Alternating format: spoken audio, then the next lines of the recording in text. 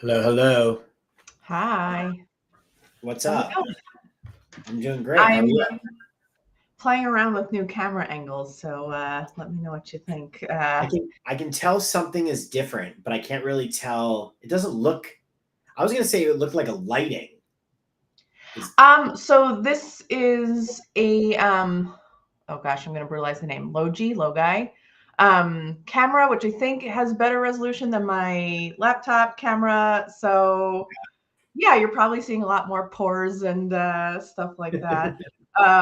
But I like that it's a little higher, so when I'm looking at my bigger screen, I'm not as far away from where the camera is. So yeah, we'll see. We'll see if it lasts till next week. But for today, I like it. So I looks great. thank you. Just my laptop's here though, so I don't want it looking if I like. I don't want it to look like I'm on my phone if I'm looking at my like. Ah, I see. That's what Yeah, you. So you have a camera. Is it the camera on top of your laptop? it's the camera on top of my monitor that's above my laptop. Does that make sense? Interesting setup. Yeah, it does. What is your Interesting. setup? Uh, I well, I have like a setup for my laptop that I'm not on now. This is more of like I have I'm a Mac. Are you Mac or Windows? Windows for now. I think I'm Okay. switching next computer. So I'm a Mac guy. I have a Mac Studio, which is like a desktop here, and then it's to a Mac, uh, like larger monitor, and then I have another monitor. So it's like two big monitors, and then I have an external camera. Um, that's what this setup is. But then when I'm on my laptop, I do the laptop camera, but I usually I purchase a an elevated laptop stand. I found that I like. Do you know what I'm talking about? I'll show But so you. then you have a separate keyboard so you can type at normal levels.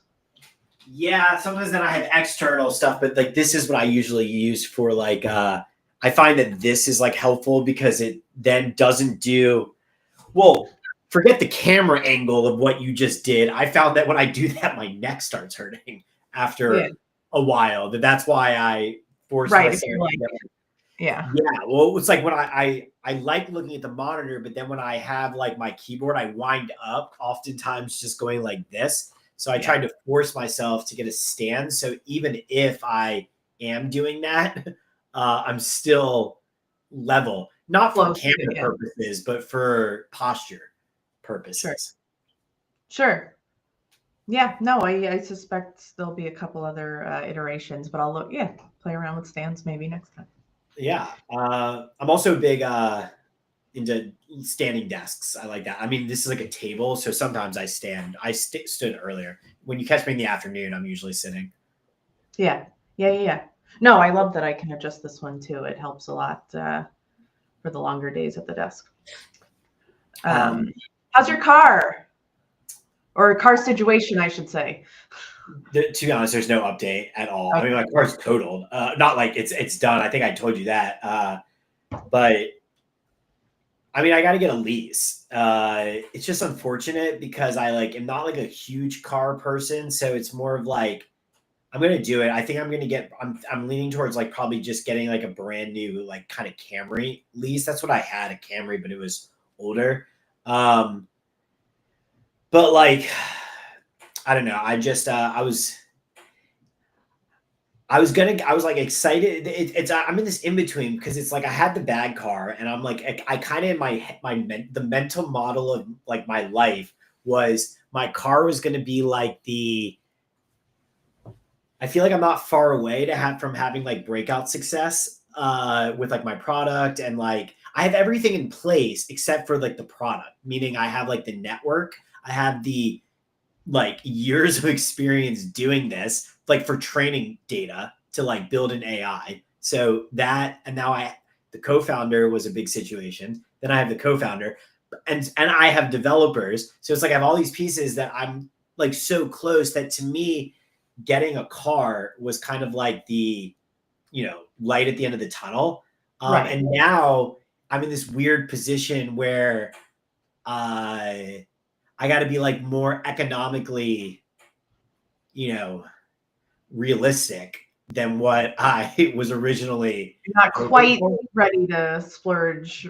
Well, yeah, I Yeah. can't splurge at all. I mean, I can get a lease, but then it's like, unfortunately, it's like I had to wrap my head around the fact that like I started looking up this week, like, like you got to like sign like a 3-year lease. So that's a little unfortunate because I feel like I feel like within 3 years, I don't want to give it up. So it's like, I don't want to I want to get something that I'm excited about, but like, I don't know. It's kind of like just a shitty situation. I'm gonna get a car. I think in April is like the month I got to figure this out because I do need a car. I mean, it is April. Yeah. Yeah. So yeah, I'm probably I think I'm leaning towards a Camry. I feel like I had a Camry. It's just elevated. The new Camrys are really nice. It's not like overly extreme, and also like they're like luxurious. Where like for me, because I had like a 2009 car, like I didn't have all those fancy features like a background camera and like sensors that I feel like the Camry has all that. So I feel like it's definitely an upgrade for me. And then I'm not a huge car person, so I know I kind of had a vision for myself that I was going to get like a pretty nice car that like Or who? yeah. Well, the whole reason I like building a business is because at a certain point, you can, like, if you have a lot of cash flow, you could justify expenses because the business can pay for like half of it. So, like, a car lease, as an example, would be something, but I don't have that cash flow to justify going outside my means. So it's more of like a frustration, let's just say, than a So close celebration. yet so far. Okay. Yeah. All Um, right. but I do feel like that's going to be the reality of life, right? I'm going to get it, and then and like hopefully by June things change, right? Like June, July. But do you just go blurry for a second there? Yeah, I don't. What kind of, If camera are you working with? I might go back to my other camera because I don't want to have to do this nonsense throughout our call. What did you? I feel like that's a setting. That's a I didn't configuration. touch anything. I No, swear. I know that, but I'm saying that it's Oh. probably like you have like an autofocus setting. I don't think it's probably the camera. It's probably like something is on the configuration of the camera is But what's doing it focusing on? Like the table right here? that. the I clear don't know. But see, now it's back. It's like it was like a focus. Yeah. But now it's very clear again. So Yeah. did If that keeps happening, I'll switch back to the other camera because that's annoying. That's fine. What kind of camera is it? The Logi.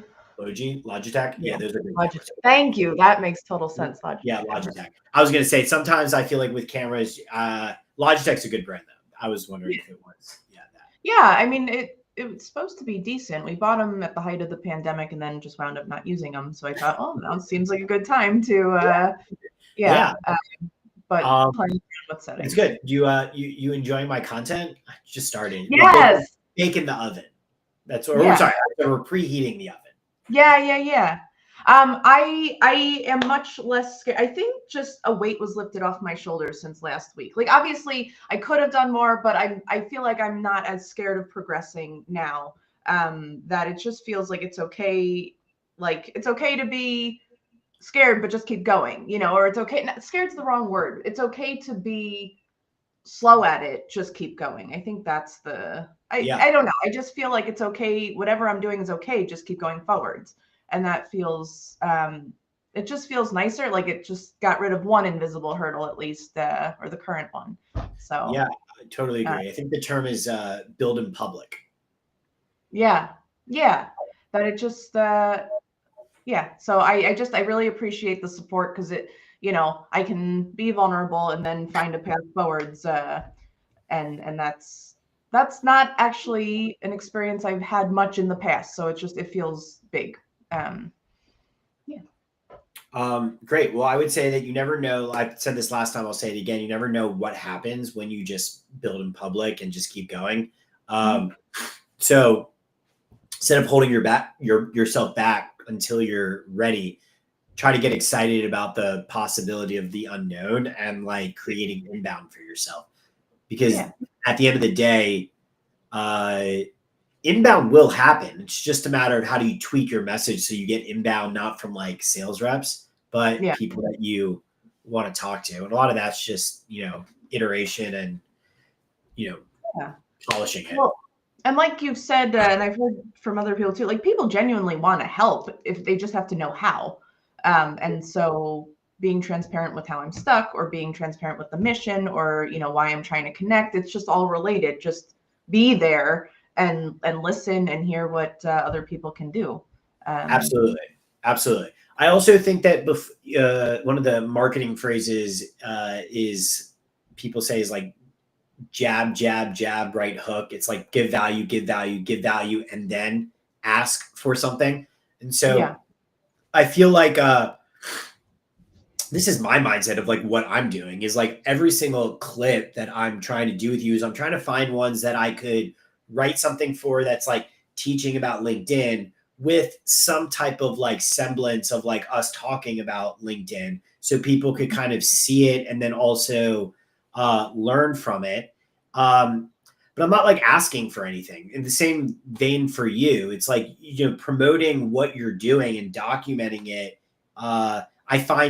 I think is going to be interesting, like generally. And then Yeah. as you built a little bit, you've preheated the oven, then you're ready to like bake a little bit more by asking for somebody, like asking for something and see if you get like if you start having CTAs that allow people to even understand. You don't really need to focus on that in the beginning. It's more about how do you document what you're doing, share interesting stories, share lessons learned. So look, if people don't want to listen to it, that's fine. At least you're thinking about it as like a documenting your own journey, building in public, just being open to what happens. And I think if you combine that with Sales Navigator, of like reaching out with intention towards people with the desire to open the conversation, like separate from the branding, you'll find that those two working in conjunction with one another start creating or yielding more conversations.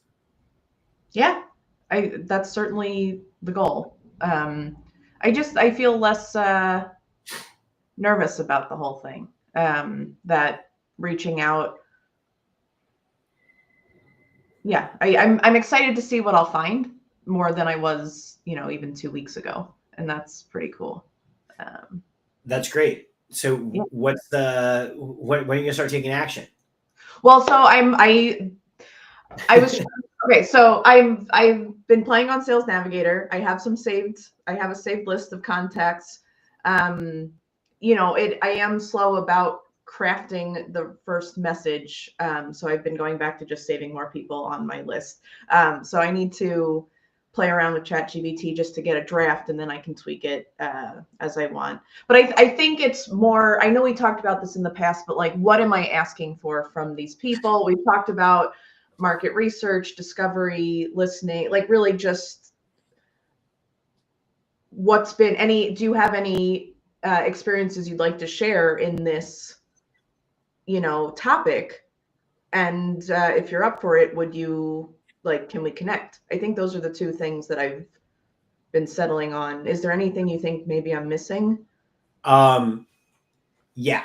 So I think I love what you're saying in the way that you're framing it, but I think that when it comes to sales, you want to separate out and create more touch points. Well, there'd be like why I think we're a good fit. Like there'd be more, that's the tailoring to their profile. So we're talking about the connection request, right? Okay. Yes. Is that what you're talking about? Okay. So first of all, for the connection request, you can only send like 300 characters. That's a limitation of LinkedIn. So you might be writing this long thing, but you'll find that you can't actually send that. You might be able to send it as an in-mail in Sales Navigator, but you don't need to do that. So look, here's what I was saying, because people make this mistake. I train all these operators with this exact like idea here. So the concept of a funnel and micro conversions. We've talked about the funnel, right? A funnel is when you start really broad and you're trying to narrow it down to a point, the point being the conversion. So what you're using a Sales Navigator and filtering to create lists. That's fine. That's very broad. Now you're moving up funnel to the connection request to try to actually establish contact. Now, what we just spoke about of conversion, getting on a call, sharing insights, that's the point that we're heading towards. But along the funnel journey, you want to think through micro conversions along the way to create more touch points. So it also helps with loose automation. Not saying we're automating anything, but helping you control your position and controlling the frame as you're networking to not overthink this, because the answer you'll see is a lot easier than when you're making it out to be, because you're playing off other people. You don't need to ask somebody for something until you've connected with them, open a conversation, and then seeing what the response is, because you'll have more data. Actions create data. And at that point in time, maybe all of those might be great, but let's not overthink how to phrase something when we don't even know if they're even going to respond. And also, the whole reason why it started with you having a great profile was because we hope that in a perfect world, you reach out to somebody, you say you want to connect, and then they're asking you a question.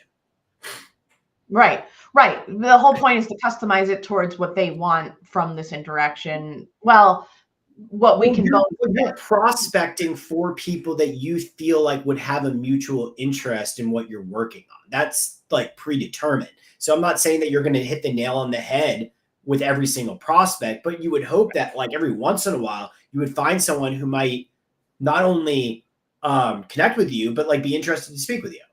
I'm not saying it's going to happen, but I'm saying that we want to visualize the fact that that would be nice. Someone who wants to speak with you. Yeah. Or is asking you if they can learn more. Because then you need to frame your call to action. You literally are just answering their question. Mm-hmm. So my point in saying all of this is that the first micro conversion after prospecting is sending a connection request. And the point of a connection request is to get connected.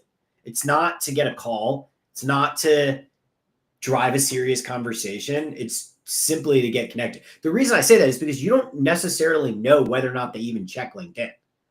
You found a good prospect that you're interested in connecting with, but that doesn't mean that they're looking at LinkedIn. That doesn't mean that they're in a, in sales, you say 3% of any market is a buyer. That doesn't mean that that's just natural statistics. It means that 97% of people have other things going on in their life. It doesn't mean that they're never going to be a buyer, but they're not a buyer in this moment.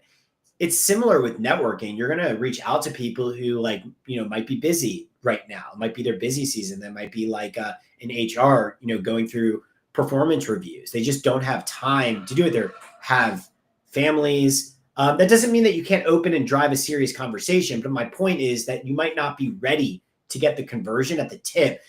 That's why it's important to think. The goal isn't to get the conversion. The goal is to connect, to open a conversation, to drive it serious. And then at the appropriate time, based off both parties mutually agreeing, let's hop on a call or have that call to action. Yeah, that makes a lot of sense. I was putting too much pressure on showing a deep reason why we should connect in the opener. That doesn't have to be some profound blocking message. If anything, if you try too hard, you're going to get ghosted because you're coming across too needy. It could have the opposite effect, because it comes across potentially a little salesy, what, and the reason I say this is because think about this. This is why it's important in sales to create multiple touch points, because you're building trust. The whole goal is to kind of make it so they get your vibe a little bit. So nobody wants to be sold to. So if they're in the same point of them reviewing you come into awareness, they look at your profile and you're requesting a meeting, it's a lot of smothering. Right. I'm not saying your conversion. I know I'd ignore that. And I think that's a good thing to think about what I would do if I received this. It makes a lot of sense. Right. It's sort of, so how do you show this isn't a cold message, but keep it brief, get in, get out? Hey, we share a passion about, neurodiversity, would you be open to connecting? Something like, okay, on the fly, I'll think on this. Obviously, that's not polished, but So first of all, I would say that you're spot on in terms of the mindset, right? That's why it's important to think of this as a funnel. The wording, the phrasing, yes, we could polish that. right. But what you just said is exactly what you want to say. Uh, Something along those lines that's non-threatening, that's just giving them the invitation to look at your profile and then start judging you based off of your controlled frame. So that's why you always want to consistently iterate your profile to beef it up more and more to Yeah. make it Yeah. easier for people to understand why you're connecting with them in the first place. Okay. One of the things about networking that someone told me once that I think is very applicable is to remember that you can't say the wrong thing to the right person. Meaning that Okay. if you do connect with somebody who is interested in your mission and would like to help you, this isn't manipulation. Like you're trying to mold minds, you're trying to like connect with like-minded people. Like you're networking over sales. Like that's true. So when you start thinking about like, should I use this word? Should I use that word? What's the conversion rate? I think that people get boggled down into the thinking that the phrasing is going to unlock some result when that's not really true. It's more about the approach, the mindset, the networking over sales ideology, how you're presenting yourself that's going to get results. Yeah. Much more so than, are you going to say because we have mutual people in common? What I like to say typically is something along the lines of, in your case, I'll personalize this to you. I'm looking to expand my network in the HR space, maybe even depending on who it is, if it's applicable, the HR space with people who have some association with autism, right? Being specific, making it look like you're not a bot. Exactly. Yeah, I came across your profile, quite impressive, or, it looked really interesting. I would love to connect. I'm taking notes. And yeah. That's exactly it. I was focused on not sounding like a bot because I know I get plenty of sponsored cold messages, and I don't even read them in full. And so I want it brief, human, genuine, and but right, just how do you not get ignored? But I like what you just said a lot. The way to not come across as a bot is to personalize the message and be genuine with your interest. The beauty of doing this is the fact that you found them on Sales Navigator and selected them for a list is kind of the precursor for having that genuine curiosity, right? You picked them for a reason. So now just state the reason in the connection request. And it can be repetitive in the sense that like all the people fall into one bucket, but that's fine. There's nothing wrong with that. You start with the same opener, and it's true. And then you can always find pockets that might point something out particular.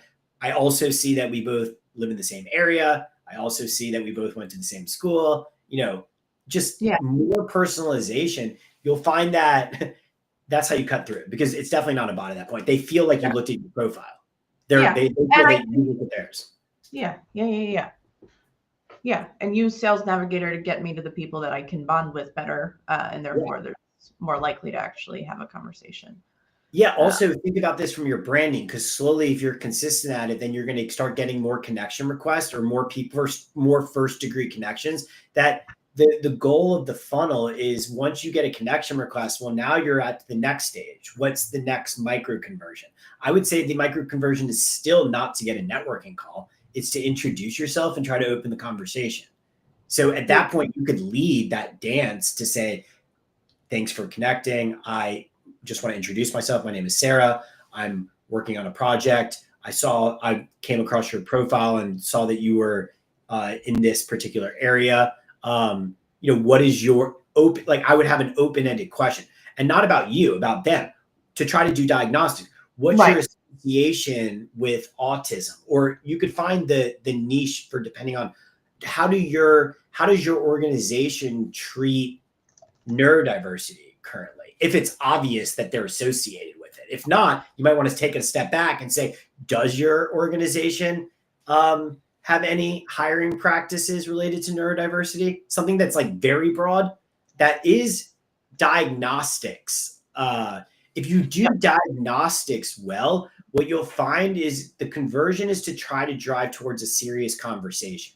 And serious is subjective, but the way that I see it is, if you have found somebody on Sales Navigator that you want to talk with, that you have connected with, and you got them to respond and connect with you, and then they start talking about business, to me, that's serious. Now you're in control, that you can see what makes sense depending on their response. You could continue to do diagnostics in the DMs. Totally. You could just ask them to follow your company page. You could just cut it off there and say, thanks for, because they might say, yeah, we do this. I'm so, like, you might feel like you want to ask for a networking call to talk about this further, or depending on their lack of, like, you know, the vibe, you might feel like you might just want to sit on it for a little while, start posting, maybe follow up with them in a few weeks, ask them a little bit more about themselves. What's your role in the company? How big is the company? Do you guys take training? Like, do diagnostics in the DMs over a period of time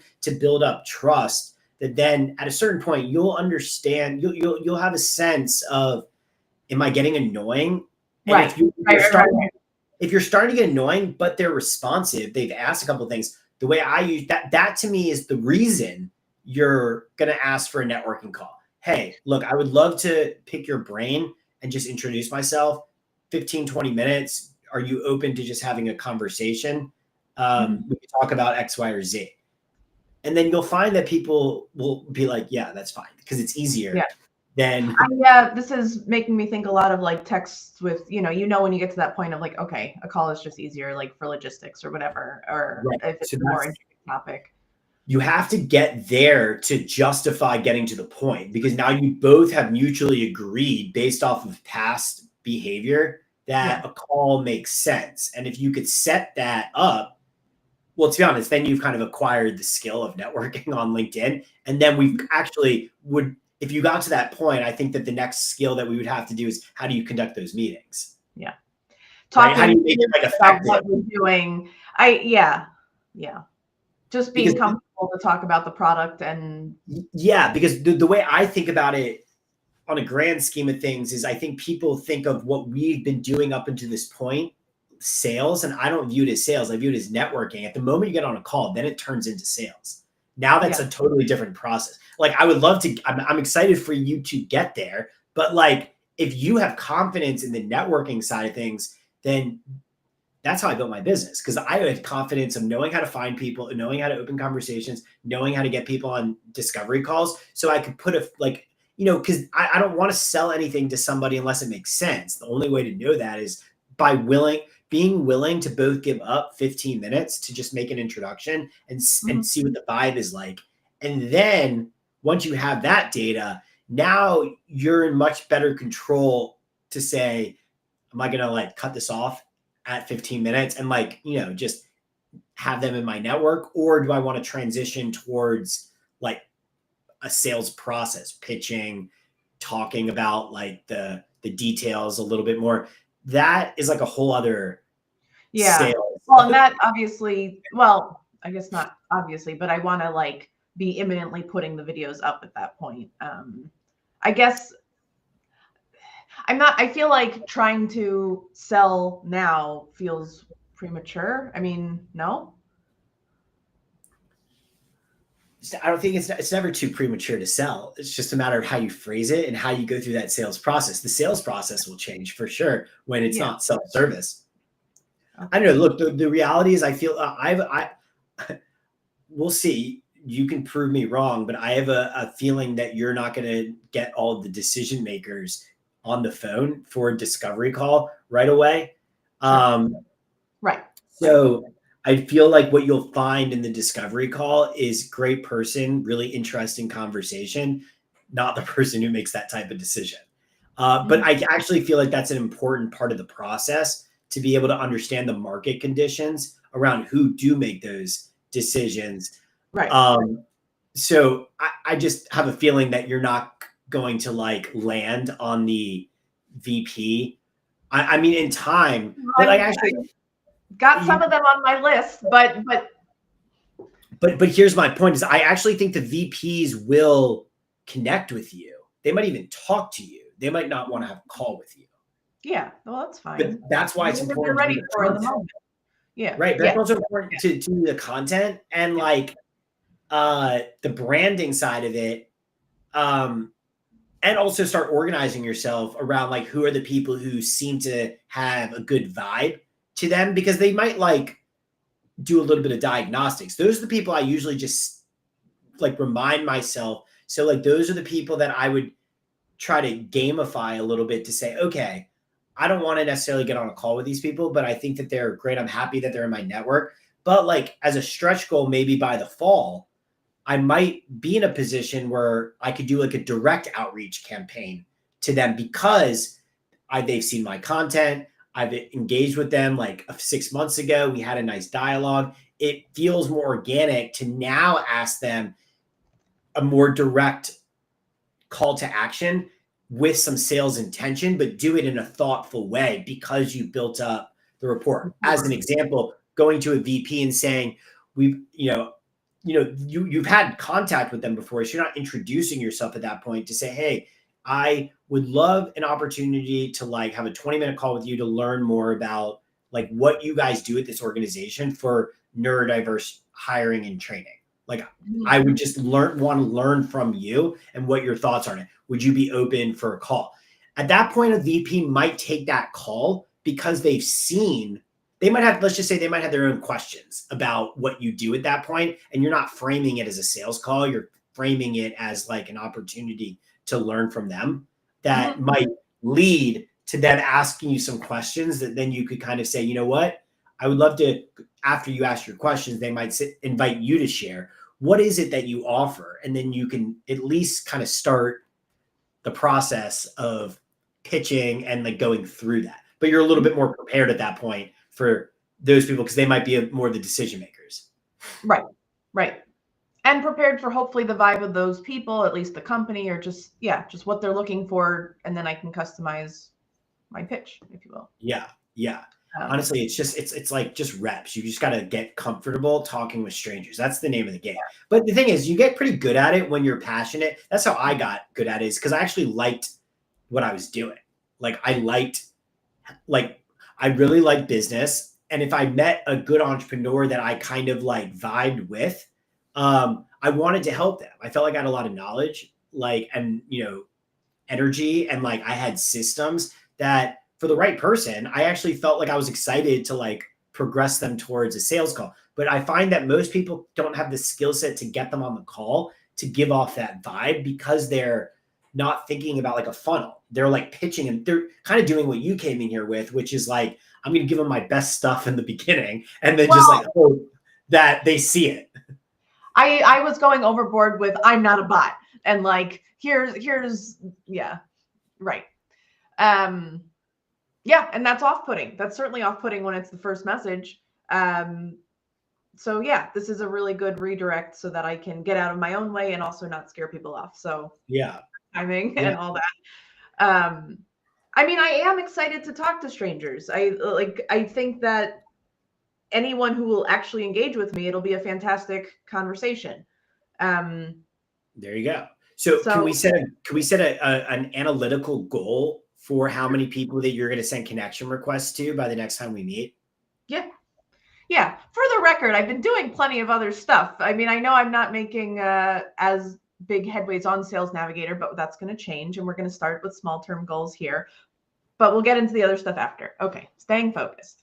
No, I hear you. I'm not saying that. It's just at the end of the day, sales comes down to how many people did you speak with? Right. I like to anchor people that I work with and understanding that, because oftentimes when I talk to entrepreneurs who want more sales, when you ask them the question of how many prospects have you spoken to, the answer is usually like 0 or like 1 or 2. And then you kind of trace back to the fact that like inputs create outputs here. So I don't want to put pressure on you to say that you have to talk to somebody. I'm not even saying that. I'm No, no, saying like connect. how many connection requests are you sending out? Let's start there. And then let's just see what happens. And then we can kind of fine tune maybe the approach, the targeting.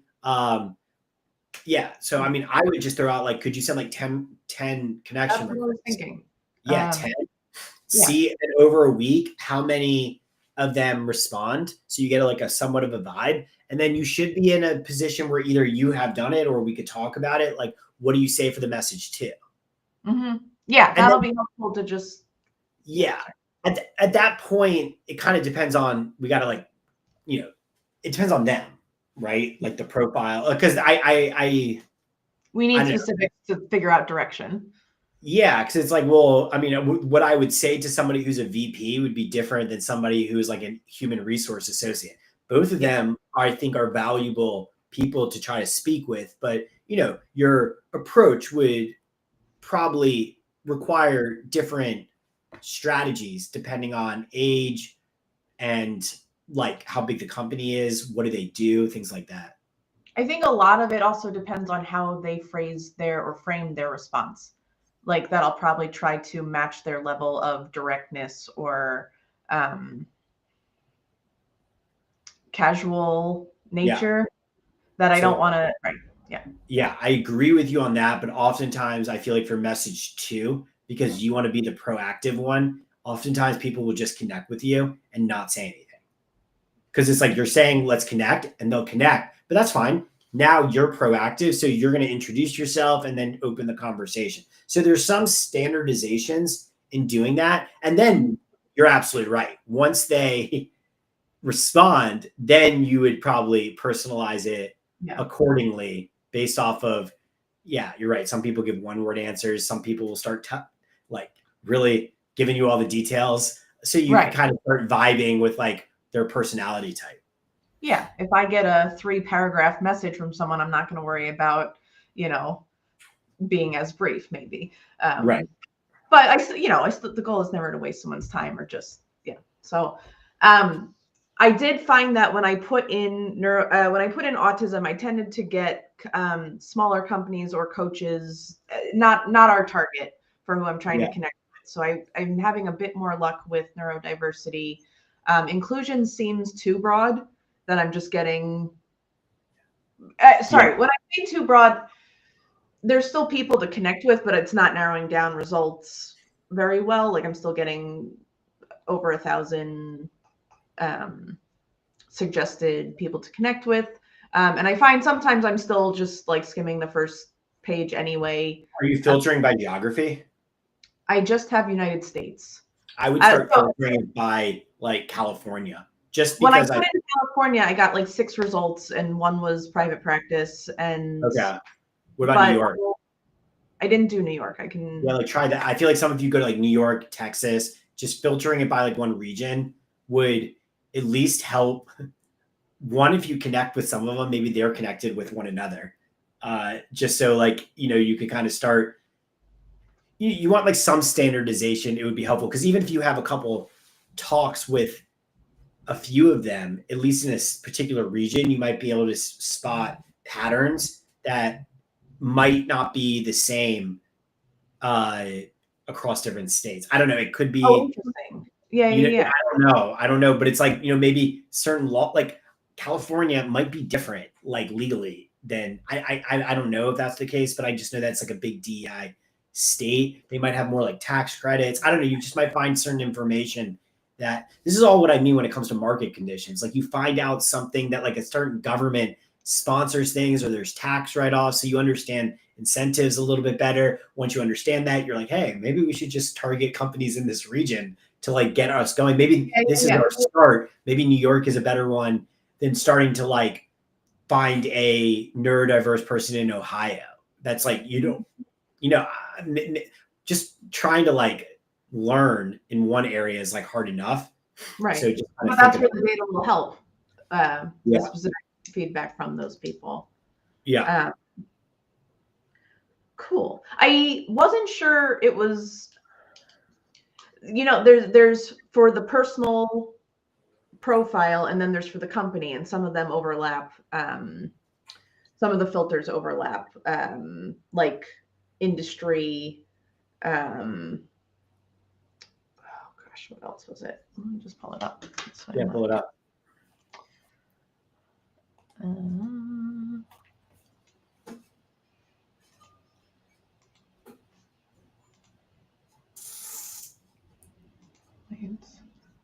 Home. Got it.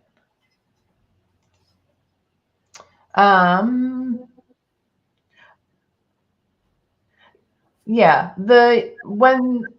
okay, so there's role, and they're saying years in current company, years in current position. Yeah, I can share my screen.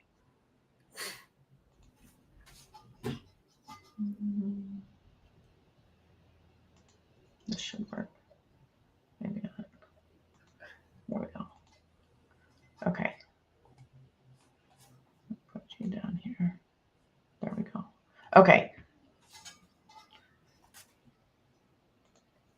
There we go. Okay. Yeah, so we have, should I make it bigger or it's okay? I think it's okay, but it doesn't look like there's any results. Well, I just went to the here I can go to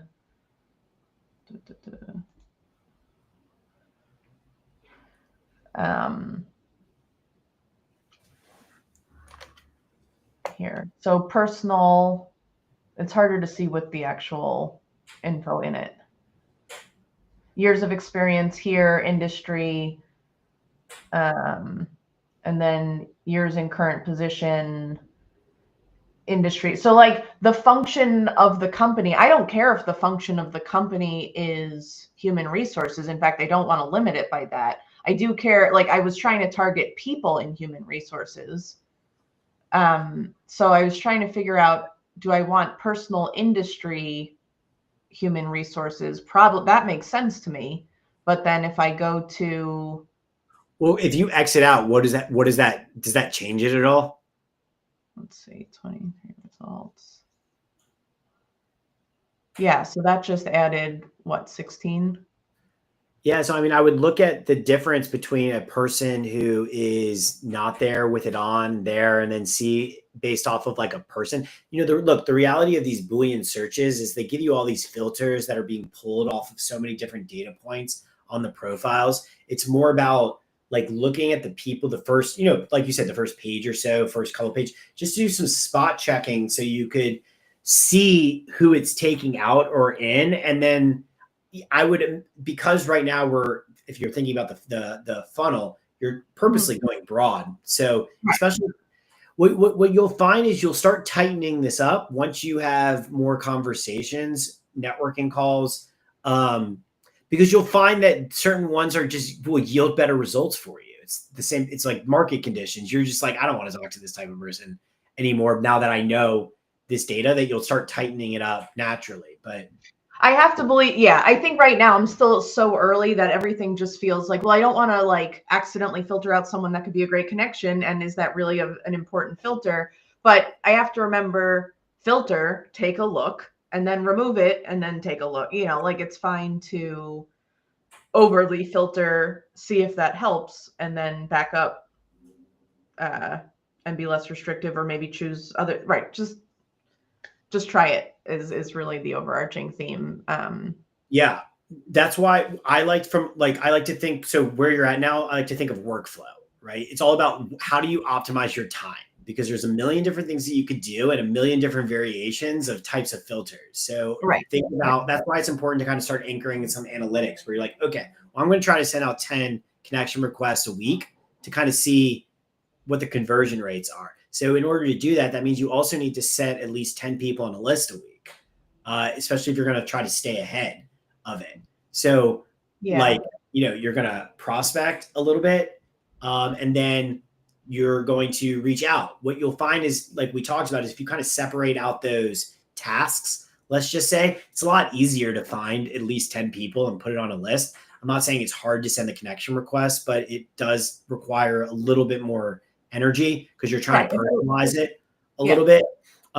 So, just keep prospecting. And what you'll do is if you create these lead lists like you're doing, you'll naturally, just because they're on a lead list doesn't mean that you have to send the connection request, right? Right. I was trying to be liberal with, I don't think all of these people are going to be perfect, but it's at least someone interested in reading their profile. Yeah, you have that's why it's like, I like to, send a few a day of connection requests, prospect for like an hour, not every day, but like once or twice. And then once I start seeing what happens, it actually is like, if you have a pool of leads and then you kind of pick which ones you like in the moment, it makes it easier to personalize. Cause because at that point you've kind of found this person, already thought about it. You're ready to like energetically send the connection request. It's easy to personalize, I find, in that moment where you don't need like ChatGPT. You just need to be authentically yourself. You just need to actually respond. Yeah. Yeah, you just need to literally look at the profile and then be like, you know what? I am excited to talk to this person. I do think that they might be a good prospect for me. I am curious to learn about X, Y, or Z, and then say that. Can I ask you why? So there seems to be a difference between adding it to my leads list and saving it. What's the difference? So like if I can just click on someone's profile and hit saved, but then I click again to add it to the list. It looks like I may have someone that I just saved that I didn't add to a list. So is there a place to just go for your saved people? So if you click, what happens if you press saved on that? Where? Oh, like go back to the filters, because this is a count list. We want to go to leads, which is where you're at. Go back to like have the filters or get results. Go to one of your saved searches or something. Oh, yeah, that's fine. Well, don't go to lead. You're already on a lead list. Yeah, that's good. Go to save search. Right. Save searches and then just pick these two. Sure. So now let's say, yeah. Okay. So you're saying that it's lead list is, I think, the default list that. Well, so I would need to click it. I need to click it to add it to this list. Correct. But you could also create a new list. Right. But where did it go? Like it's already saved, even if I don't add it to this lead list. So where does it save that to? What do you mean it's already saved? Like the person, it says saved. So if I click away, it says that's because you saved it. Right. Where do I see that? Now that I haven't added that person, I haven't added Samantha to a list. So click on leads in the top corner of the navigation. Top corner. Yeah, where you're at. Click that. Oh, okay. This is your leads list. You have one list and it has 14 people. Right. But this says 16 here. It says 18 here. All saved leads and then leads on this list. So to me, there's 2 people that I've saved but not added to this list.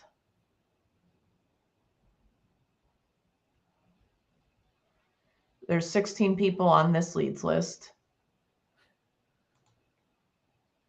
And then 18 Click people. on that. Yeah. Okay. Yeah. So this at least will tell me this person, and there must be one more. This person are saved, but not on my list, which I don't quite know why the distinction there. I don't know either. That might be just like a weird thing with LinkedIn or settings of the people. Maybe that there was.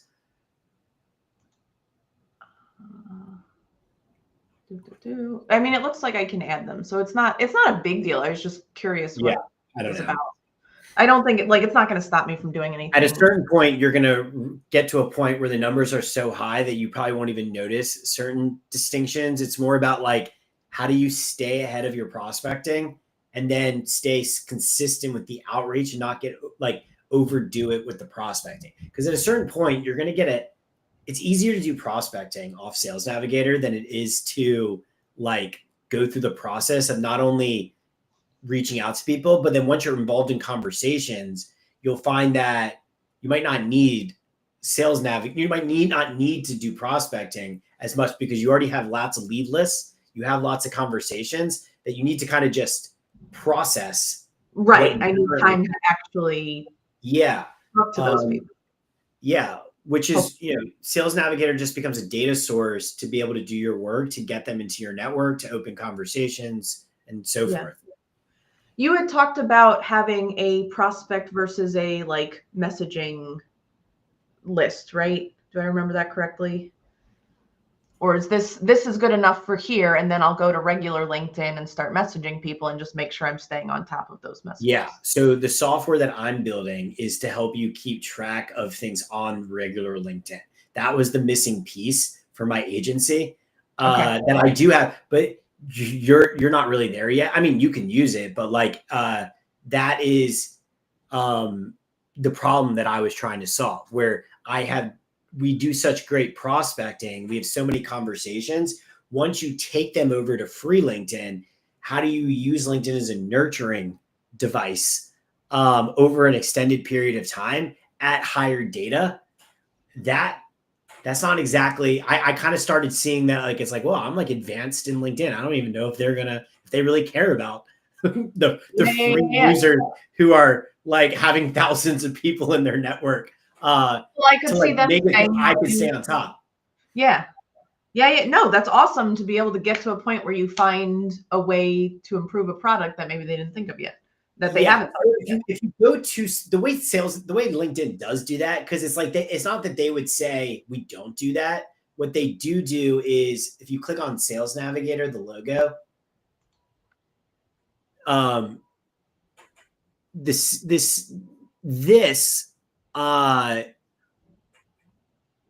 alerts, where does it say, what's that blue button say? Get out of Sales Now with alerts. Yeah, if you click search and save today. Yeah, click that. Okay. Well, you don't really have enough. What will happen once you have more data is Sales Navigator will basically build you like a different like alert system on Sales Navigator that will allow you to kind of filter by like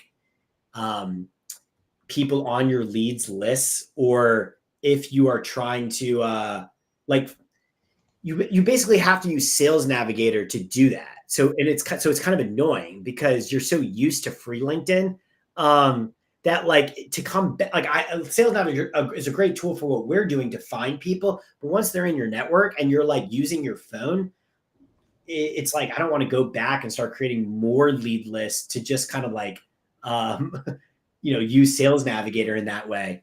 That's where I started building my own software to kind of solve the nurturing organizational problem post connection. So it'll help you.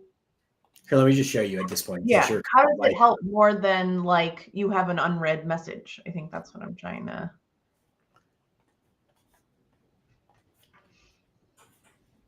So once you're in Sales Navigator, what my problem became is, one, I had so many conversations going on, and then also my network data got so high, and I had a news feed that I was trying to like, I found that like, for me, the big hack of growing a network and like building relationships, I found for my clients, was really trying to like leverage the news feed to be able to like comment on people, like show goodwill to other people who are building networks, like support them. So it's like you're connecting with them. You might not feel like it's good to get on a call. It's like, how do you kind of be the person who comments and just likes it? So it became so messy to kind of remember who was like, to take my notes, that the idea is that we built like a platform that sits on top of LinkedIn that brings CRM tools. So you could use free LinkedIn. So if I go to someone's profile, we're making it so we have like CRM tools on top of LinkedIn. So I could save people to a database and then tag them to lists and organize them that way. So yes, you have your lead list, but those are prospects. They're not like connections at that point. Right. I like the idea of what those leads, that creating lead lists, and taking notes of Sales Navigator, but I wanted to do it on free LinkedIn. So this way, you go to somebody, like this is somebody, it's black. I don't have them saved to my database. But if you click on it, now it saves them to an external database. I could change statuses. I can add notes. I can add my own list and create my own list. And then if I go back, this is like the data displays where I have all the people that are saved to an external database that I could not only view and like navigate separately. So, I can navigate LinkedIn a little bit quicker by like remembering people and having, let's say, my like flashcards to kind of. Oh, yeah.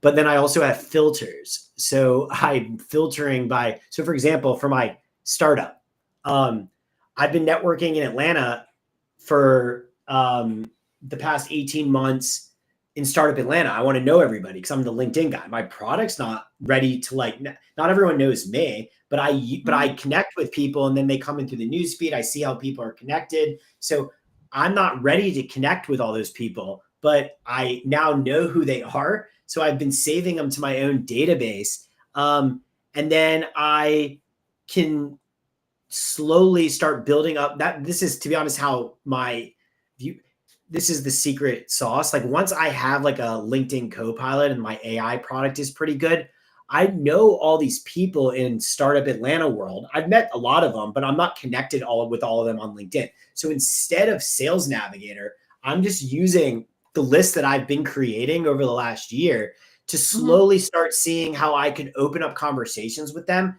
and maybe invite them to like my company page, like do more tactical strategies to get noticed.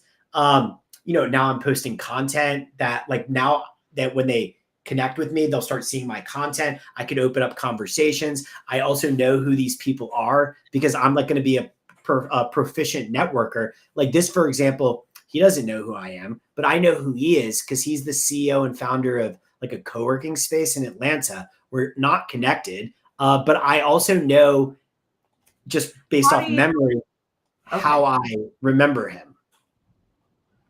Okay, yes. So then could you also like send a mass message to everyone in one of these certain groups? Like, or is that not? No. One, I'm against mass messaging. As like a principle. I don't like doing that. And then what we also have is that I use for my agency is the ability to have a follow-up calendar. So the idea is that you can, because this is what I do for my clients, is once you have saved someone to your database, you could tag them to a follow-up calendar. So it's just visualizing like a nurturing calendar of like who you want to follow up with in like displays. So it's not automating it. I'm just creating visual displays to be a proficient networker. And the reminders so that no one's just sitting there waiting. You're not letting a warm conversation turn cold accidentally. That's kind of the whole idea. Is like I identify like people who I want to keep in touch with. I create lead lists. I tag them to follow-ups, and I'm not saying that it's a special, like I'm not automating stuff. I'm just, if people want to know how I get results from my clients, it's because we do good data management. Like we work with the client to really identify and do the nurturing. I will say that this is the new version of what we're building, just a better UI display. But what we're trying to build towards is to be able to put AI at the core. So this way you could tell the AI I'm trying to code the AI with training data to be kind of proficient at how to understand that funnel that we spoke of. How do you kind of understand that every time you network with somebody, you need to go through a context gathering stage workflow of like, who are you? How do you know them? And then make a suggestion.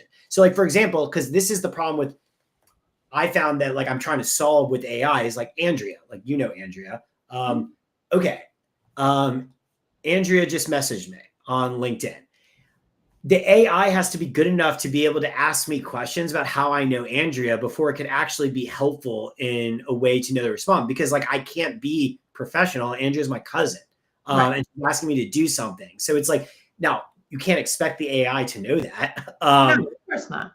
So but how you put in notes? So I like the idea of index cards, flashcards.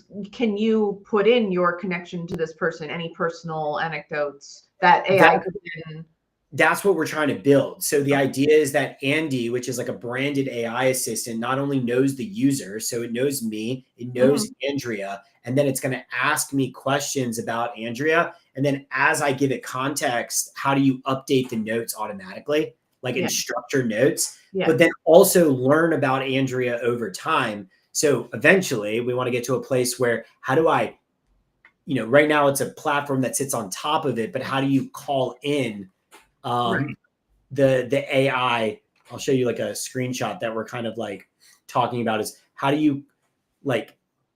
So it's some AI. Yeah. Oh my gosh. Yeah. This is what I want to build. This is what I've been trying to find a technical co-founder that took me so long because I can't do this with I need like someone super sophisticated that knows how to do this because I have all the training data and like ability to do sales and get clients and even like work with you on this. Like I want to get to a place where you're using this, you show it up and everyone's like, how do you do that? And I'm against mass messaging. What I want to do is to be able to get to a place where you have either an inbox like this, or you have all of the messages up like this. Yeah. And then we basically embed like another little thing here that opens up a chat window that would look like this, that can read your conversations. And then you just say, yeah, well, it's like you kind of like say what you want to say, and then it gives you a suggestion. It's not messaging it, but you could then just copy and paste it.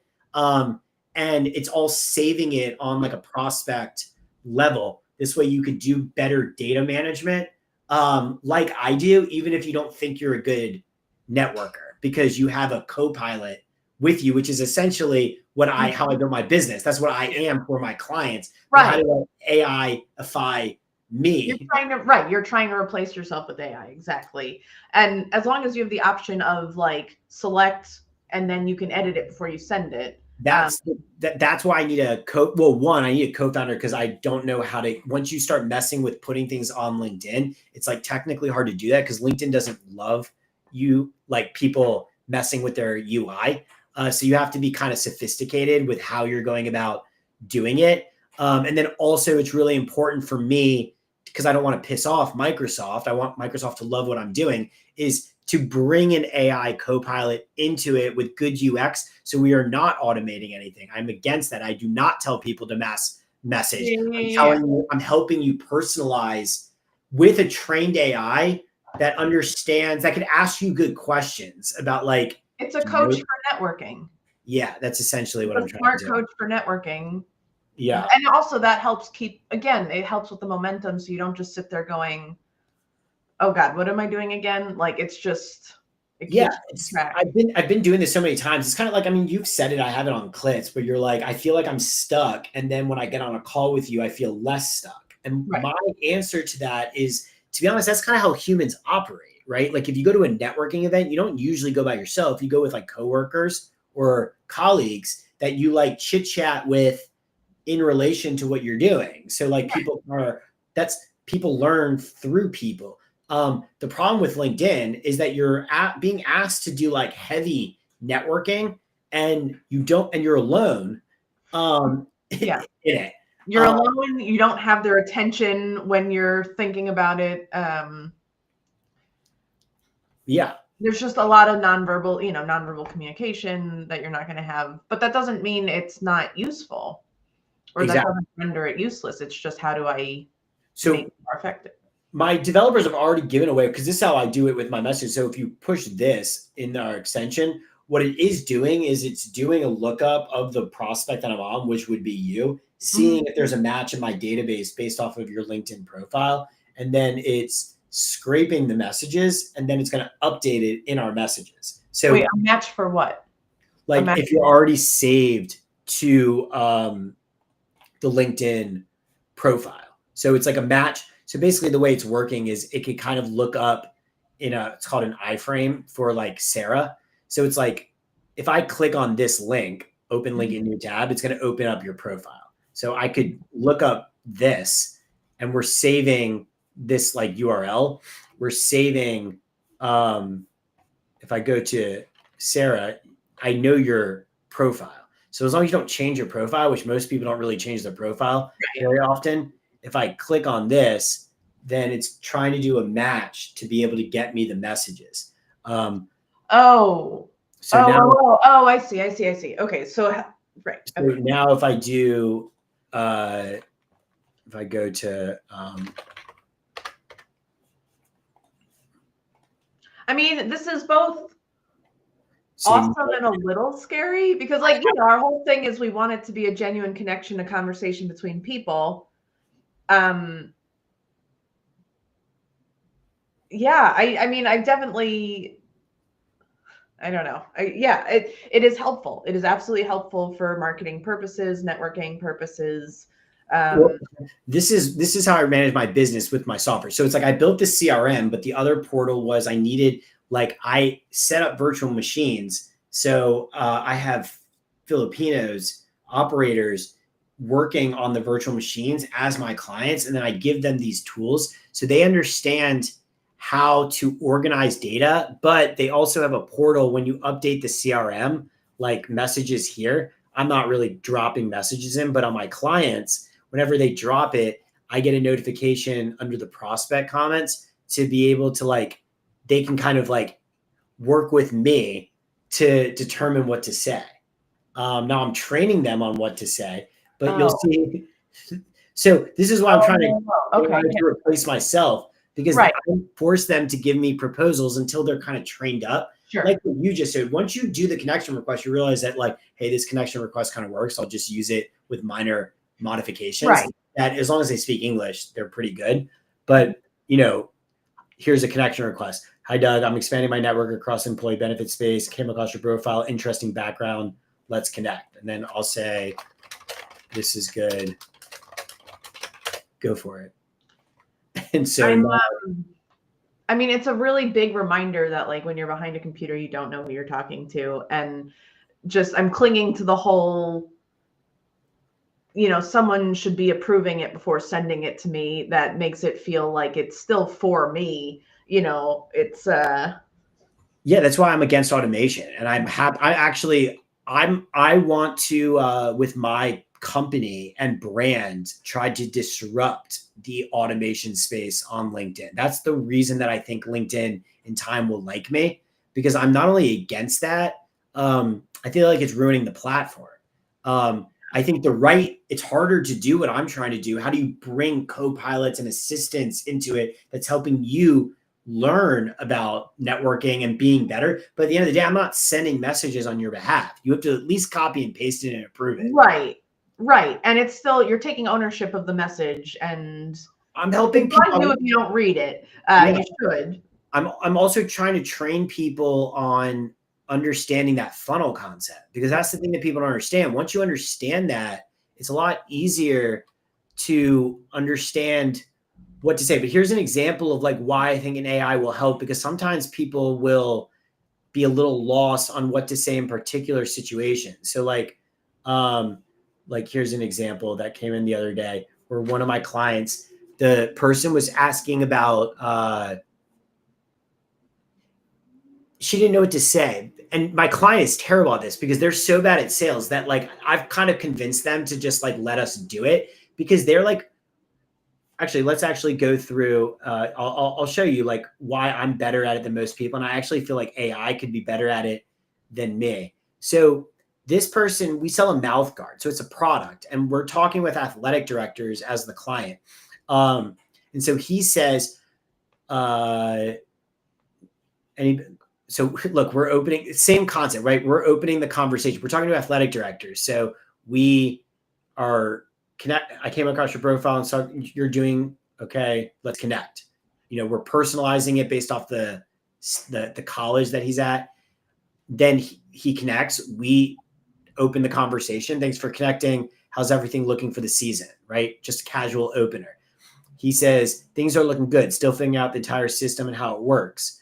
Glad to hear it. Any big challenges or goals you're focusing on this year? Trying to just get them, like, talking, you know, trying to vibe with them.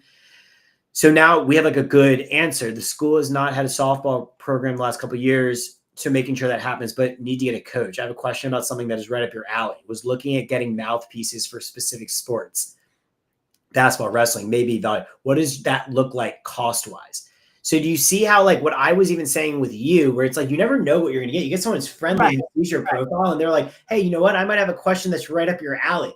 How do I train neurodiverse like people, right? That's what you want to get to. You got to visualize that. You're like, oh, great. Let's yeah. I'm a trusted advisor for this person. And but I'm here, but here's what I'm saying. This is why I feel like this is actually a good example of why I said that Debbie can't be in the DMs and like wouldn't find success, because I see their generation of how they do sales, and I feel like they're not used to, they overwhelm people with information, that it's too much, that this starts shifting towards a sales process. It's one thing to do the marketing, which Debbie can't do with like content and things like that, but then it's another thing to do the sales, because you know you're trying to vibe people in like comfortability, and like you're still strangers, you want to make them feel comfortable, especially at high ticket.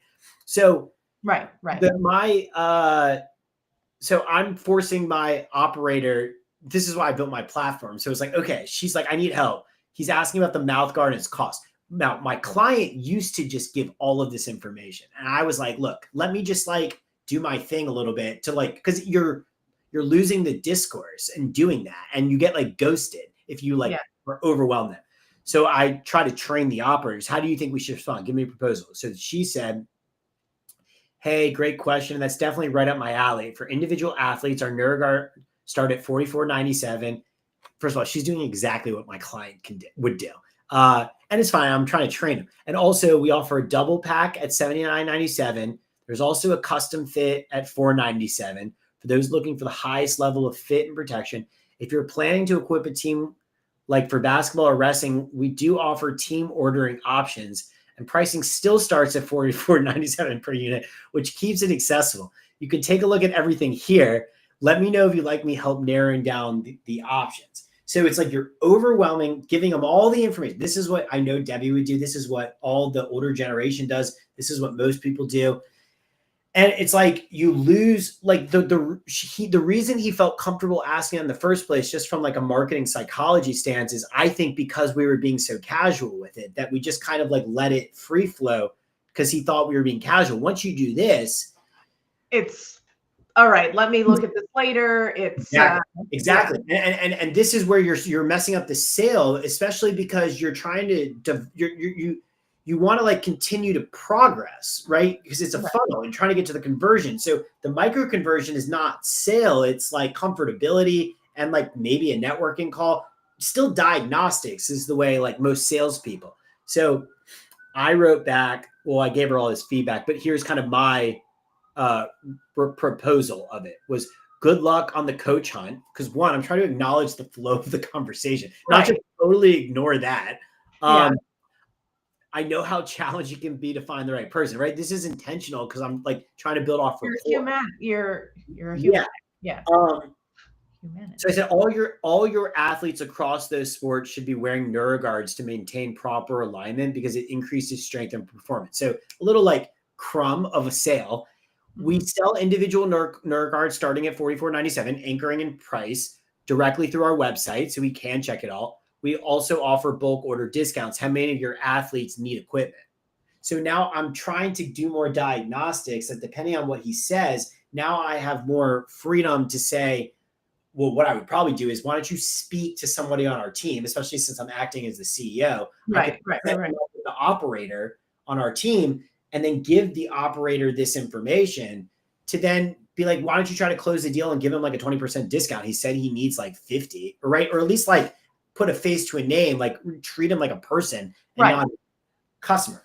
Right. This is, so we'll see what happens. But then she says, okay. And then she's going to go and facilitate. So this is how I operate my business with my software.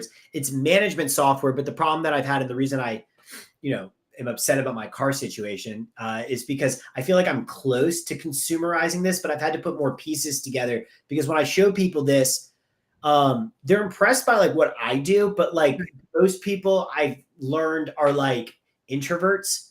So like, they don't want to talk with people about it. It's more of like, starting kind of where you're at, which is like, how many people do I have to send a connection request to? Like, and what do I say? Right. It's very, it's not intuitive yet. And I think it'll get there. I think it's better than it was. And it's still early stages, but it's better than it was. And that's a big deal. That's the encouraging part of this.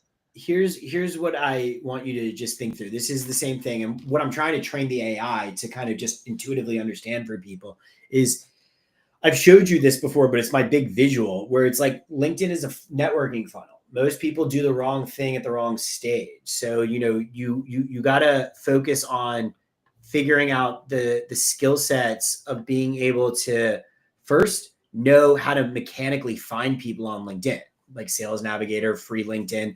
To be honest, and there's lots of different ways. Like what I showed you with me, I don't use Sales Navigator anymore. I literally go to in-person networking events. I meet people, and then those people are posting on LinkedIn. I see who likes them, like their stuff. And then I'm looking up who those people are because I'm localizing. That's the way of networking, because you know the people now. That's what I'm trying to do, because I envision like the rest of this year wanting to go around and introduce myself and give them free.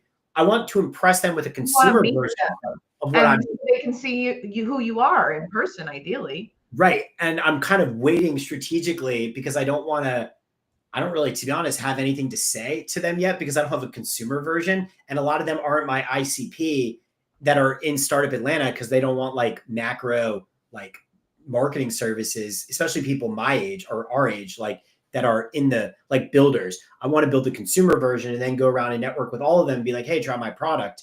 Then we could talk. But anyways, this is kind of where you're at, trying to find good people. That's where you got to start. Yeah. Then you got to figure out how to send the connection request and open up a conversation subtly to get them into a talking reply. This is a big distinction because that means that you're on their, you become on their radar. This is they're on your radar. This is you're on their radar. They looked at your profile. If you send more connection requests, your profile views will go up. If you then also start posting content, you will become more reason for them to potentially respond to your connection request or respond to your opener. You want to pride yourself on your ability to open the conversation and get them on your radar. Then this is the art. This is kind of the details of like what I just showed you is how do you flow them from a talking reply to a serious conversation? That's a little bit more where you're leading and strategically guiding them toward talking about what you want to talk about, which is neurodiverse hiring. How do they do training? Whatever it is that's like organically leading.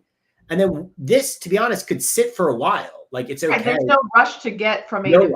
Like that's where it's going. That's the art of this, is that there's no rush. It's like, to be honest, you could sit in this for if you're not ready to sell. So it's like if you just have a lot of serious conversations, let it sit for 2 months. Right. That's the benefit. But this is why I was always able to grow my business with my clients, is because I would always have a steady stream of serious conversations.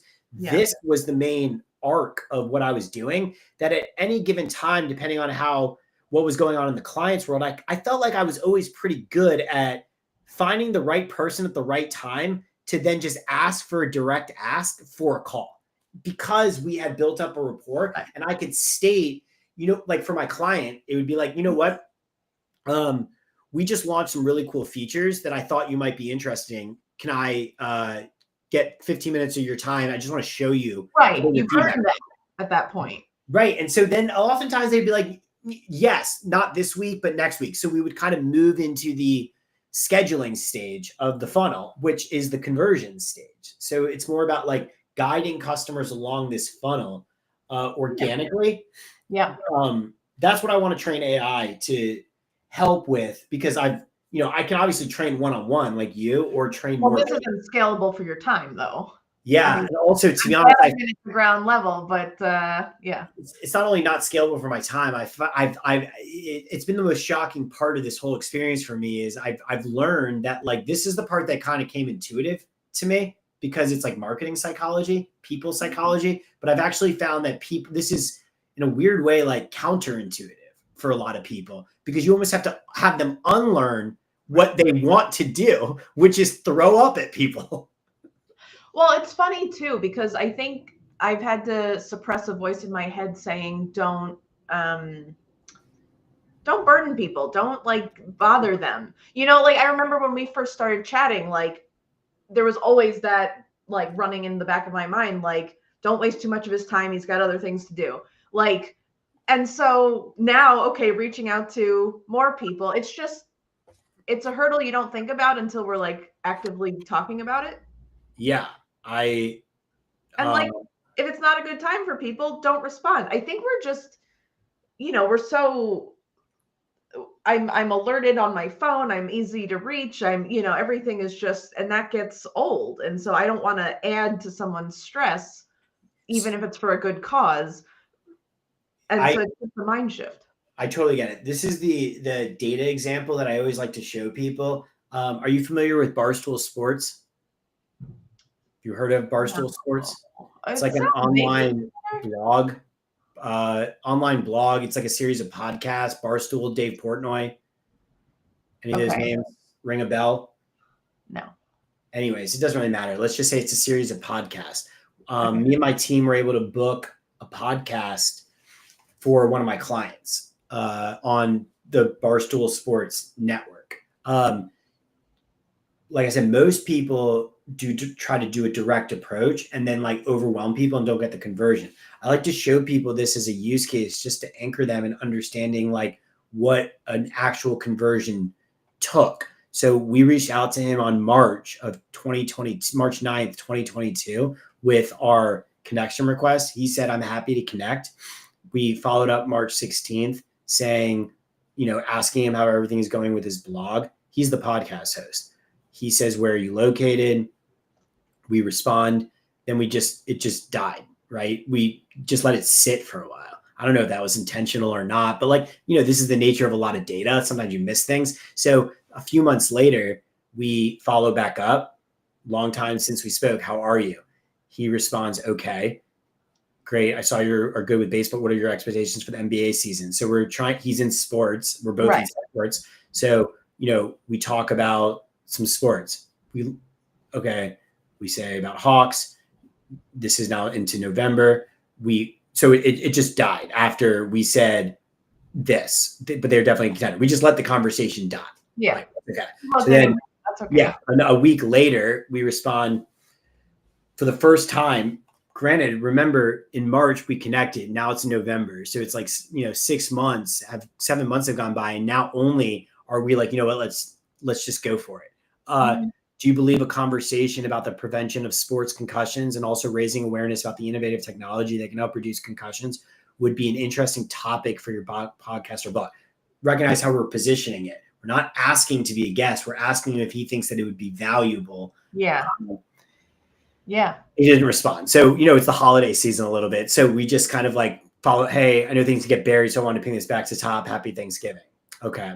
And then by November 30th, 2022, I think I can look into a podcast soon. So now we haven't gotten a podcast. We got a peak of interest after 7 months of delete my number.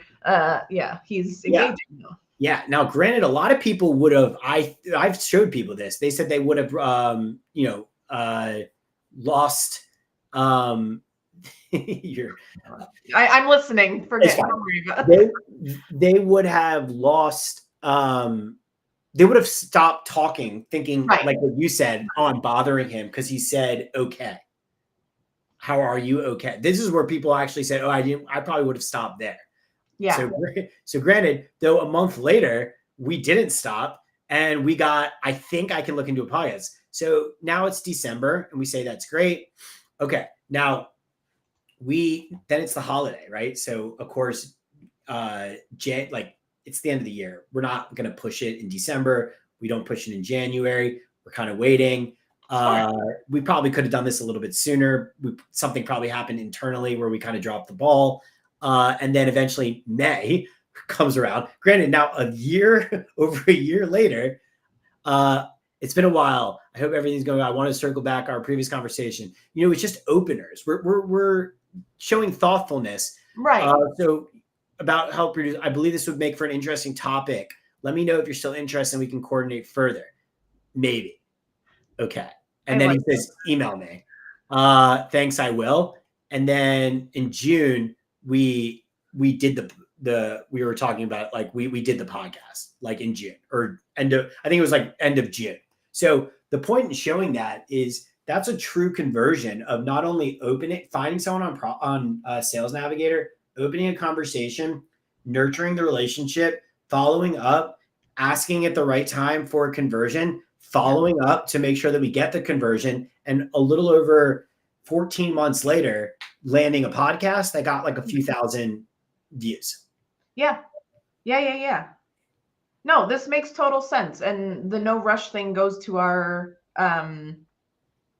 it is big, and it's not, it makes sense. It definitely makes sense. This is why, going back to you got to start with just being consistent at connection requests. Yeah. Because the only way to get the pipeline going, like the only way to get like talking replied is connecting, right? Because you could just, that's kind of what happens. You could sit till you're blue in the face and have, 200 people in your lead list. But at the end of the day, I like to judge, if you want to anchor on one number that I always judge internally, is how many serious conversations do we have open? The more serious conversations you have going at one time, the more control you're in of your destiny. So right. I would love to kind of help you grow, start with 1, get to 2, 3, 4, 5. I mean, if you're at like 6 or 7, to be honest, that's where I actually think Debbie, if we can kind of get there, will hopefully light a fire under her a little bit, where it's like you're engaged with her target audience, who serious means that like you understand about marketing conditions. You're in it. Like, just get the freaking product, right, to transition toward a reason for you to get them on a call. Yeah, we've got the pipeline ready. Let's go. Yeah. And this takes a little bit of time, as it should. So that's why I'm just kind of pushing you to like right. start this process. Right. So you don't feel like you're bothering anybody at all. It's kind of like you could enjoy the process a little bit. And then I hope that this month we can kind of build the website, to be honest. Yeah.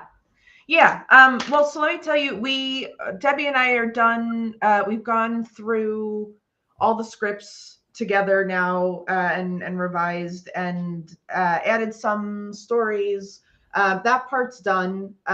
She wants Dad to read through it as an employee, with his employer lens on, and just give some thoughts there.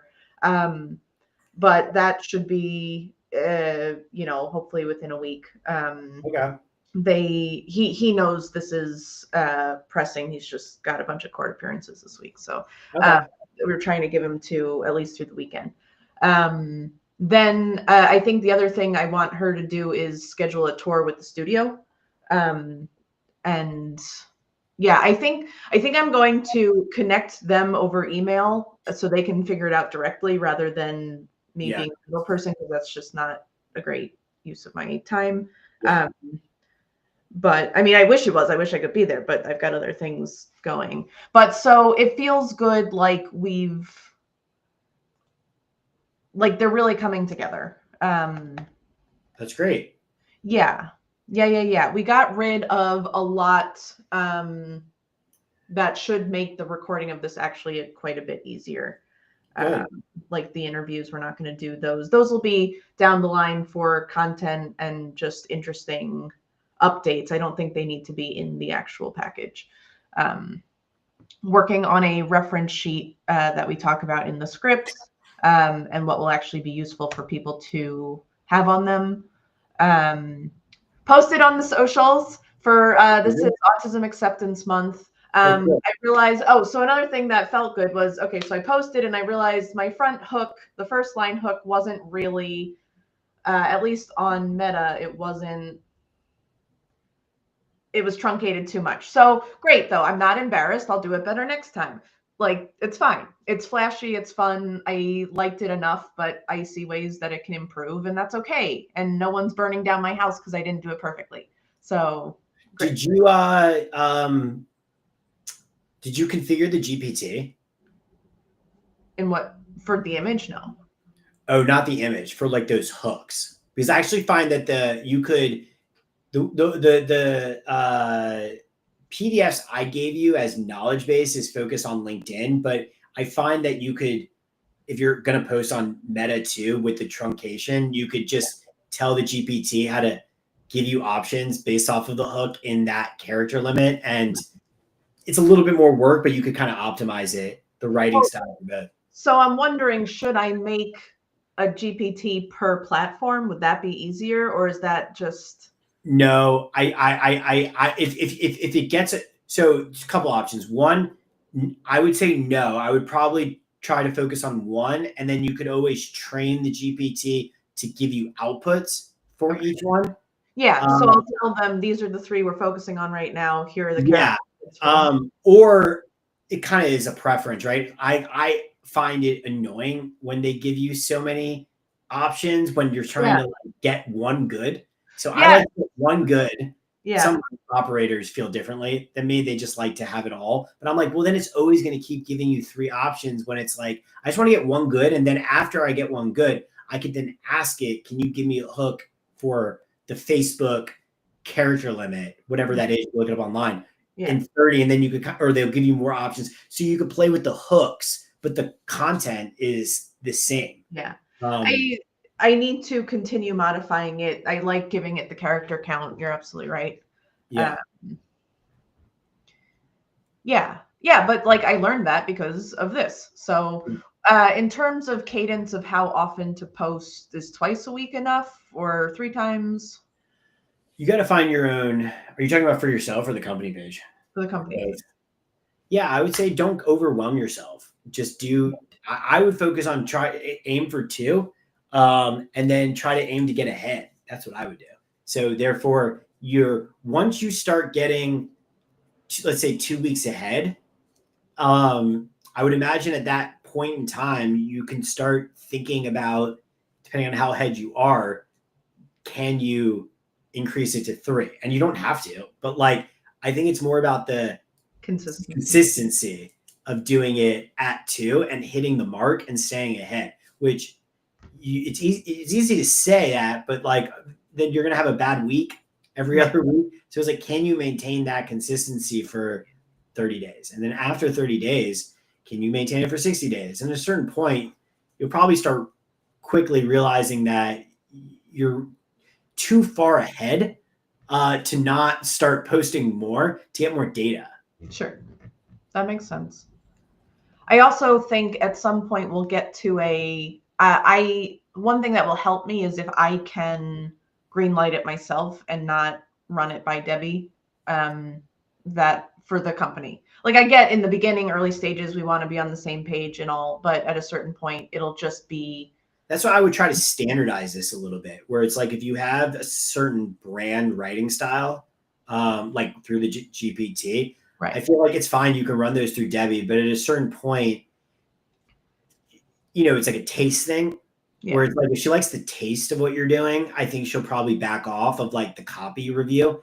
And then the image, if you have like similar brand guidelines of certain colors you're using, certain marks you're using, certain concepts you're using, quotes, mini carousels, certain types of images, like she'll want to review it. But once you kind of get the brand guidelines down, there shouldn't be a need for her to review it unless it goes outside of potential scope.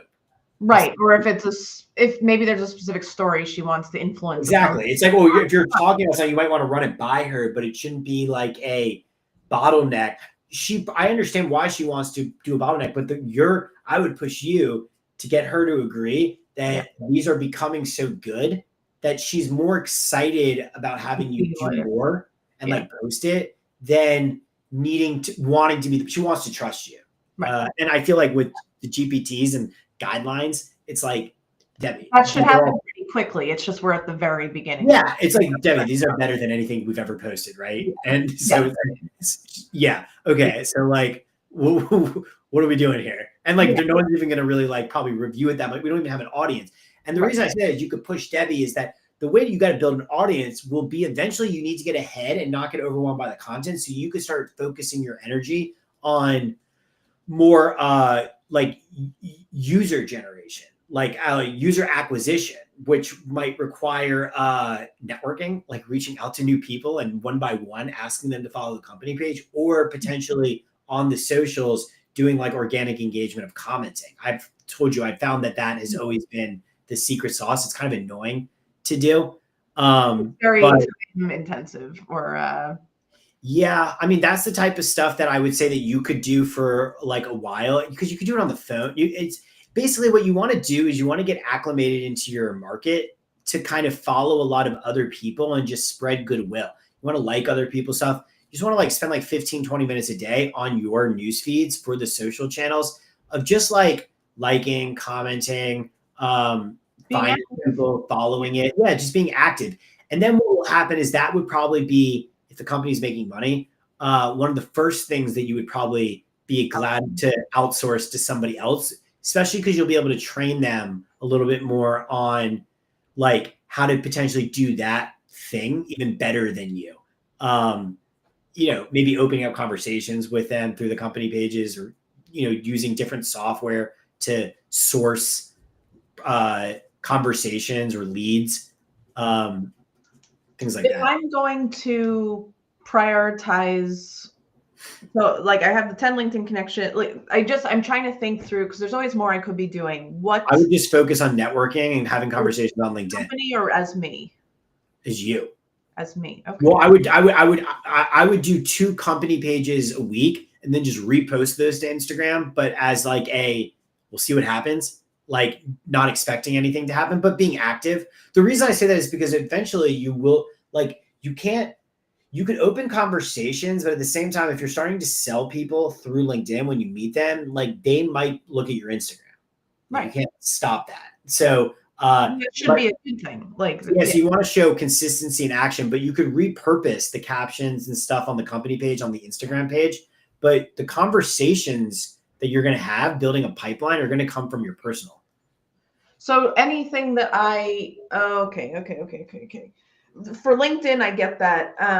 For something like Instagram, I liked what you had said in the messages about like, then I can copy it onto my personal page and like add a comment from me about it, my perspective on whatever was posted from the company. Yeah, the reason I say that is because I don't think the company page has like any followers, and the discoverability of on LinkedIn of people looking for company pages is not really that existent, to be totally honest. It's not like Instagram where it's like a news feed. Right. So the hack there is post it and then just share that back to your profile. So, that way it's an easy hack to say you could post twice on a company page and then share that with your own stuff on your personal page and mix and match. That doesn't mean that you have to share everything. Sometimes you might be able to share a personal thing. One time a week, you might share the company page. You could kind of play with it. But I think your focus should be on building your network, getting people into conversations, and then promoting things through your LinkedIn network. Yeah, I think I need You could push Debbie, because look, I saw Debbie, she liked one of my posts this week. So it means that she's clearly looking at LinkedIn, which is good. If you have a good company page, you could help her write a caption and have her share it. Right. And then we got that one. Might be a big hack. Yeah. Because you could get access to her LinkedIn account. I'm just giving you an example. I have it. So if I don't know what her network is like, but if she shares with her own caption and says something in the caption that for her, like if you like this post or comment on this post, so we could share more about what we're working on. If you say that from her, if you say that as you probably won't get anyone to respond because you don't have a network. But if you get her to share it and say that to her network, she might get people to like it or comment that then you look at, and then you connect with them and say, hey, I saw this, I'm working with Debbie. And then you open a conversation. So do you see how you orchestrated that whole thing? But like you started from Debbie, all they have to do is like, and then you open up a conversation and add them to your network. So you're starting to siphon off people that are self-selecting to support Debbie to follow you, because your network and like content's over time probably going to be a little bit more, it's going to speak to what Debbie is doing. Yeah. At least, especially now, we'll see in the future, but especially now. Is there a world in which I should, like, I know a bunch of her friends tangentially, either she's talked, like there's some names that that have come up in our conversations quite a bit. Should I just connect with them on LinkedIn? Like, they're not going to be sales. They're probably not going to be sales, but it would definitely, I could get a lot of easy. connections that way. You totally can, but like there's no right or wrong answer to that. It kind of depends. What I would say is that, like, again, just going back to the funnel, like you want to be like, what's your opener? What's your connection request? Say, hey, I work with Debbie and therefore I want to connect with you. That's fine. You probably get a connection request, but then like, I'm always thinking about the conversion, meaning like, what are you going to open a conversation? Like what value? What do I talk to them about? You're not going to, I don't know what you talk to them about. So you're kind of like stagnant after they'll connect with you. Sure. And then what are you going to do? So that's why it's like, I don't know. I would probably use Debbie as like a self-selection tool to get them to like a post. And then your opener is, I'm connecting with you because I saw you like the post. And then it's a more organic reason based off what the post was to open a conversation with them potentially. Hey, like, you say, hey, I saw you like the post. I'm just sending over a connection request. Boom, they connect. Hey, I'm working with Debbie. Have you heard of like our new endeavor? Like, I would really appreciate a follow the company page. Something that's like opening the conversation to see where it goes a little bit more organically and letting them. I like that a lot, actually. Yeah, hold on. I want to. I find post. Have you heard about our new endeavor?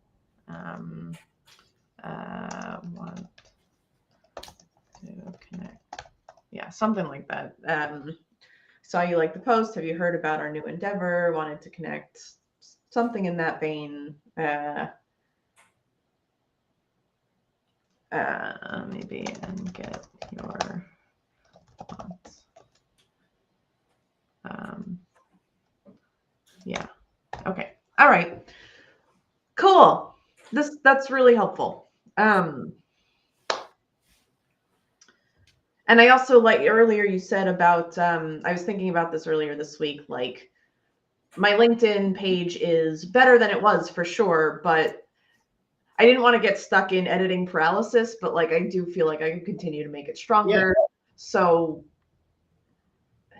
maybe if I like cap an amount of time I'm allowed to spend on it, like, or just as our direction changes, then I would update. Yeah, I still update my profile. I update my profile all the time. I change things. The reason is because I feel like it goes hand in hand with the campaigns you're running. So like, I feel like I mean, you will always be stuck in editing paralysis because you can always make it better. But the reason I change it is because I do different types of campaigns. Right. So like, as my work changes, that should be reflected. So like, I'm already, to be honest, I've been thinking about this is because I feel like my consumer version of the product is starting to come online. The next campaign that I'm looking to run is reaching out to people that I met with, like, or that don't really know me, that are part of the startup world. So I'm already thinking about like, what are the words that I could put in my headline that would more entice them to want to talk to me. I'm thinking like words like AI LinkedIn Copilot, right? Because those are that's the campaign. I know that these people, like right now, when I say things like I activate LinkedIn or I, offer like services on LinkedIn, the majority of people in that world that I'm speaking with, founders of like in the startup world, are gonna they don't want my service. Right. Because my service, they're not my ICP. My service is for like larger companies, for like that I do for executives. So like startups are like, I can barely afford my employees. I can't afford you. That's what they would think if I say that, or if I say right now, I think on LinkedIn, I say I activate it for like a team. Like I activate LinkedIn for everybody, because that's kind of what I was trying to network with, like agencies. But now that I'm trying to sell a consumer product, I don't want to say that. So my point is that as your work changes and as you run different types of campaigns, you're naturally going to change your probably headline and your about section to tell the story of what you're doing right now. That consistently changes. Yeah. That makes total sense. So I can envision a future where your about section on your profile totally changes from your aspiration of what excites you about like, this project, to like talking about the fulfillment you get from seeing the transformation of how teams are like, of that you're making across HR teams, right? That speaks more dramatically to target audience and will help your campaigns. Because if you start networking specifically for larger HR teams and not like HR associates, like a VP, if your about section speaks to like activating better neurodiverse DEI hiring practices for HR teams, and you speak intelligently about seeing the transformation that organizations are getting from all your hard work, well, that would probably increase conversions for the specific type of campaign you're running at that time. But you're not really doing that yet. So you want to speak more. Once we have successful customers, happy customers. Yeah. It changes. Right, of course. But now you're running campaigns to try to see if people will talk to you about your interests. So you need to play yourself up about your interests to see who will bite. But that will change in time. Once you get that, you'll be like, okay, I kind of get it. I need to now sell. So let's talk less about me and more about like, you know, the project we've worked on. Yeah. Yeah. Yeah. Cool. I mean, you warned me about this in the beginning that with building a business, there's always stuff you could be working on, and priorities are a thing. And just stay the course. And I say that because I'm thinking, okay, well, then I have in the back of my mind all these things I should be doing, and like I want to keep them on my mind, but not have them drain me. So I continue to go forward. No one's going to be, you know, if I update my LinkedIn in 3 days versus 5 days, no one's going to care. And so that's, or hopefully no one cares, but I'll do it on the timeline I can.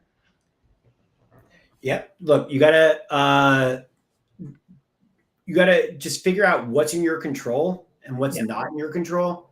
The reaction of how people react to your LinkedIn profile is not in your control. Sure. So you reaching out to 10 people a week with connection requests is in your control.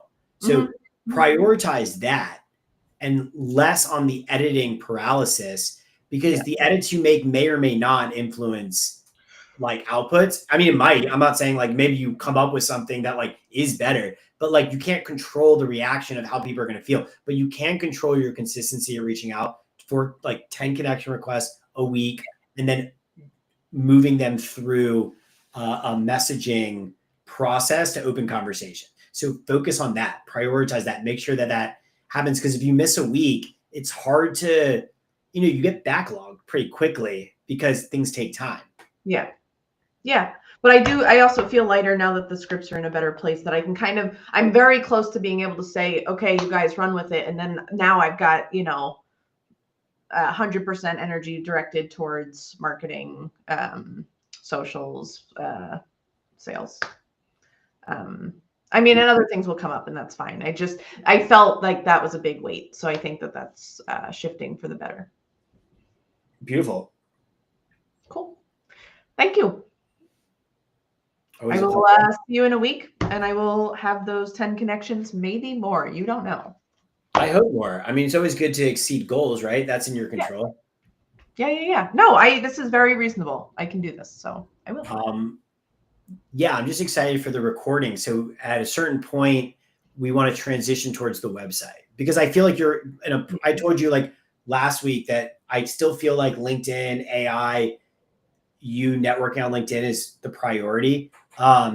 Just because like the website won't take long. It won't take that long. And also like, it'll put the right pressure on us to get it done quickly once we focus on the recordings. But this stuff, getting good at AI and LinkedIn, I think is going to be like an unlock for sales. And so going through the motions of getting good at that skill set, I think is more important ultimately than getting good at Shopify. You'll be fine with that.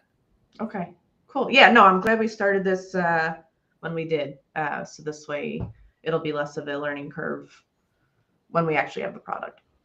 Well, I'm excited to see you post on LinkedIn. That'll be another. Thank you. Yeah. I will see you on there, and